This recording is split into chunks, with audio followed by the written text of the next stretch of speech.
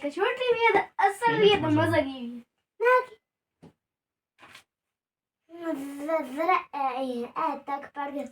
لوگوں نے بھی کہا حلال کی کمائی کو حرام طریقوں سے مت لوٹا.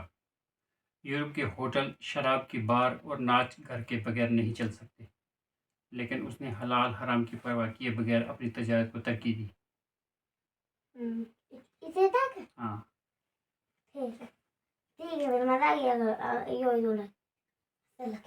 بسم اللہ الرحمن الرحیم الحمد للہ رب العالمین الصلاۃ والسلام علی رسولہ النبی الکریم. اما بعد.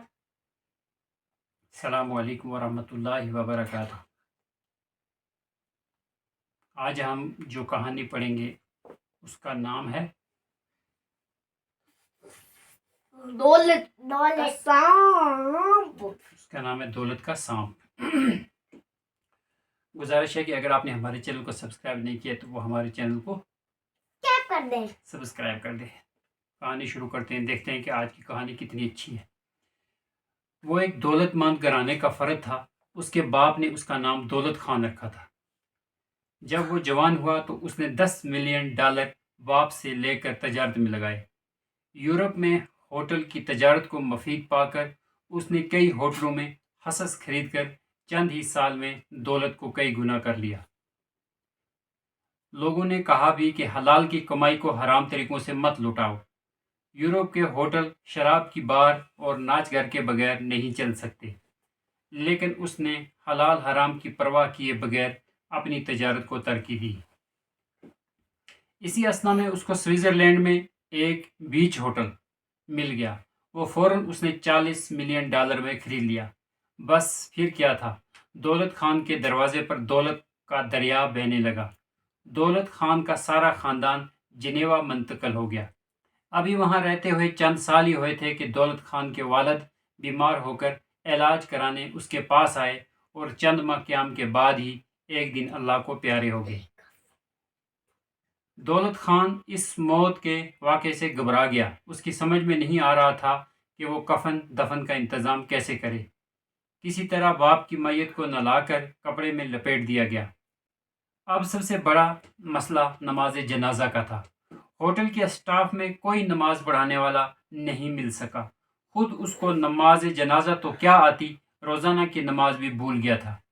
بڑی مشکل سے اس نے ایک امام اور 3 نمازی ٹیکسی بھیج کر دوسرے شہر سے بلوائے، اور تب 5 آدمیوں نے نماز جنازہ ادا کی. نماز سے پہلے بوڑھے امام نے اپنی تقریر میں کہا کہ اللہ تعالیٰ سورہ کہف میں فرماتا ہے، بہت سے لوگ ہیں جو اپنی صلاحیتوں کو دنیا کمانے میں ہی صرف کر دیتے ہیں اور وہ یہ سمجھتے ہیں کہ ہم بہت اچھے کام کر رہے ہیں. ایسے لوگ بہت بڑے دھوکے اور خسارے میں ہیں.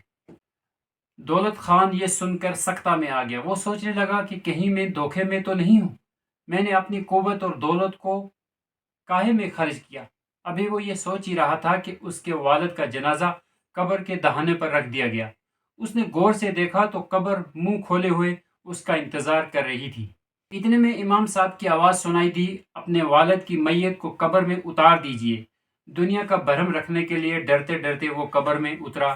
قبر کی گہرائی، تنہائی اور اندھیرے کو دیکھ کر وہ کانپنے لگا. اس نے جلدی جلدی اپنے باپ کو قبر میں اتارا اور کچی زمین پر لٹا کر اس کا رخ کعبہ شریف کی طرف کر دیا. پھر وہ اوپر چڑھنے کی تیاری کر ہی رہا تھا کہ ایک دم اچھل پڑا. کوئی ٹھنڈی ٹھنڈی چیز اس کے پاؤں کو لگی. اس نے جھک کر دیکھا تو وہ ایک کالا سانپ تھا جس نے اس کے دونوں پاؤں جکڑ لیے تھے. وہ بے تحاشا چیخنے لگا، بچاؤ بچاؤ، مجھے بچاؤ، یہ سانپ مجھے ڈھس رہا ہے. لوگ حیران رہ گئے. دولت خان پاگلوں کی طرح چیخنے لگا. لوگوں نے گھسیٹ کر باہر نکالا. باہر نکلتے ہی وہ بے ہوش ہو کر گر پڑا. لوگ دولت خان کو اٹھا کر ہسپتال لے گئے، جہاں اس کو ICU میں داخل کر دیا گیا. دولت خان بے ہوش تھا، لیکن سوتے سوتے وہ چیخ پڑتا تھا، بچاؤ بچاؤ، مجھے اس کالے ناگ سے بچاؤ. کئی دن تک وہ ہسپتال میں پڑا رہا. وہ سونے سے ڈرتا تھا، جاگنے میں بھی چاروں طرف گھورتا رہتا تھا کہ کہیں وہ ناگ اسے ڈسنے تو نہیں آ رہا. اس نے ڈاکٹروں کو بتایا کہ موٹا کالا ناگ اس کو ڈسنے کے لیے دوڑ رہا ہے اور کہہ رہا ہے کہ میں تیرا مال ہوں، تو نے مجھے جمع کیا ہے۔ ڈاکٹروں نے دماغی خلل کی رپورٹ تیار کر کے اس کو ہسپتال سے خارج کر دیا۔ اپنے شاندار بنگلے میں واپس آ کر بھی اس کو سکون نہیں ملا۔ اس نے اپنے آپ کو ایک کمرے میں بند کر لیا۔ اس کی بیٹی ثروت جو اس کے ہوٹل کی ڈائریکٹر تھی، باپ کی تکلیف کو دیکھ دیکھ کر روتی تھی۔ ایک دن صبح جب اس کی آنکھ کھلی تو اس کے چہرے پر چمک تھی۔ وہ خوش تھا۔ اس نے اپنی بیٹی کو بلا کر کہا، میں نے ایک خواب دیکھا ہے کہ وہ بیانک کالا ناگ میری طرف دوڑ رہا ہے، قریب ہے کہ وہ مجھے ڈس لے۔ اتنے میں میری بیٹی نے میرے ہاتھ میں ایک تلوار دے دی اور میں نے اس ناگ کے ٹکڑے ٹکڑے کر دیے۔ بیٹی نے باپ کی پیشانی چومی اور کہا، ابا جان بہت بہت مبارک خواب ہے۔ دوسرے دن اخباروں میں ہوٹل بیچنے کا اشتہار شائع ہوا اور دولت خان نے اپنا $40 ملین کا ہوٹل $60 ملین میں بیچ دیا۔ چند ماہ بعد ہوٹل کے قریب ہی $10 ملین میں ایک بڑا پلاٹ خرید کر ایک عالی شان مسجد کی بنیاد رکھی۔ 6 ماہ کی مدت میں 20 ملین کی لاگت سے نہایت خوبصورت مسجد تعمیر ہوئی۔ ساتھ میں بچوں کا دینی مدرسہ، عورتوں کے لیے دارالمعلمات بنایا گیا۔ اس عجیب کہانی کو سن کر مقامی یونیورسٹی کے ایک پروفیسر نے اسلام قبول کر لیا، جس کا نام حسن جمال رکھا گیا۔ مسجد بن کر تیار ہو گئی۔ ثروت کی شادی پروفیسر حسن جمال سے ہو گئی۔ دولت خان نے خواہش ظاہر کی کہ مسجد کے پہلے جمعہ کی اذان وہ خود دے گا۔ مسجد کے افتتاح پر ہزاروں لوگ عالی شان گرانڈ ماسک میں جمع ہوئے۔ دولت خان نے نہایت پرکشش آواز میں اذان دینے شروع کی۔ ابھی وہ اشہد ان لا الہ الا اللہ و اشہد ان محمد رسول اللہ کہہ کر حی علی الفلاح تک ہی پہنچا تھا کہ اچانک گر گیا۔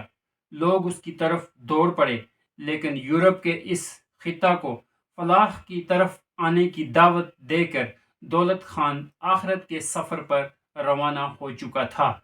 یہ آج کی کہانی۔ سبحانک اللہم و بحمدک و اشہد ان لا الہ الا انت استغفرک و نہیں اتوب آئی۔ الیک۔ سبحان ربک رب العزۃ عما یصفون وسلام علی المرسلین الحمدللہ والحمد رب للہ العالمین۔ رب العالمین۔